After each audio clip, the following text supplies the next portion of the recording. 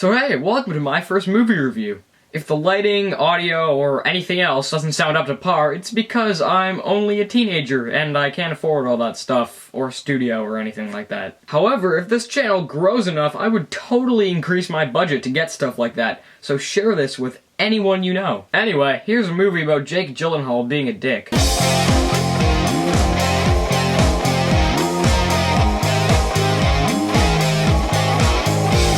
Nightcrawler. This movie is a directorial debut for Dan Gilroy, who had previously written Real Steel, Bourne Legacy. It stars Jake Gyllenhaal, Rene Russo, Riz Ahmed, and Bill Paxton. Now, I was lucky enough to see this film at TIFF, and it's pretty damn awesome. Basically, the plot centers around Jake Gyllenhaal's character, Lou Bloom, who gets sucked into the world of LA crime journalism. It starts off, and he's looking for a job, but no one's hiring, and then when he's driving home, he sees like this really bad accident, people are filming it. He's like, hey, you got a job?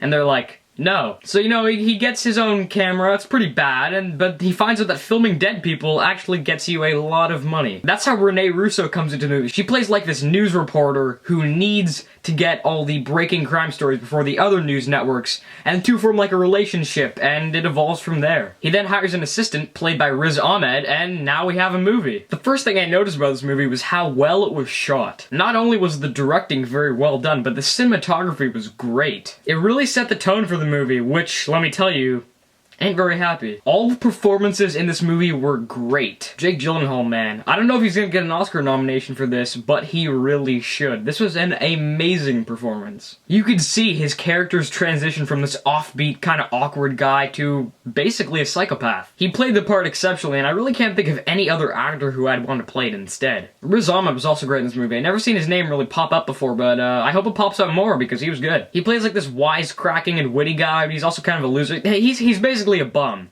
but it's really funny. Another thing this movie excels at is the screenplay, also written by the director. It's equally funny and serious, and it really just works with the movie. You know that scene in Goodfellas where Joe Pesci and Ray Liotta are in the restaurant and he's like, how do you think I'm funny? And Ray Liotta's like, yeah, bad impression, but that scene's known for being really intense, and it is. There are like 3 scenes like that in this movie where it's really intense and it's just dialogue, but you're like, what's gonna happen? No spoilers, but Jake Gyllenhaal's character gets pretty creepy. There's this action scene near the end of the movie that was awesome. Like, I was in a packed theater, and when that scene ended, everyone was like, you really don't see that happen very often, so when everyone just stands up and claps for a scene, the scene must really deserve it, and this one certainly did. It was really cool. Honestly, there's really not much I disliked about this movie. Even the runtime. You know, I'm one of those people, when I see a long runtime, I'm like, oh my god, it's so long. And I get kind of put off from the movie. Not to say movies like that aren't good, because a lot of them are, but it's just, I don't know, part of my brain just goes like, oh, I'm gonna be here forever. Hey, this movie doesn't do that. It's just under 2 hours, and there's very little I'd cut out. In fact, there's almost nothing negative I have to say about this movie. It's excellent. The acting, writing, directing, cinematography, score, ending, it's all just near perfection.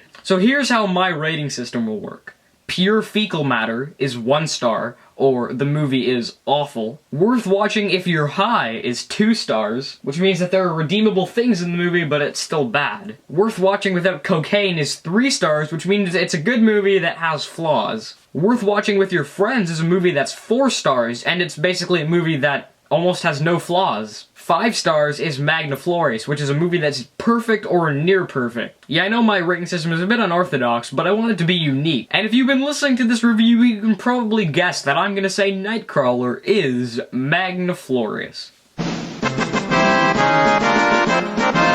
So thanks for watching. Because the year's coming to a close, a lot of the movies are like the really good ones that are supposed to be Oscar contenders. So if I just reviewed movies that are coming out in theaters, I would probably only give good or really good scores.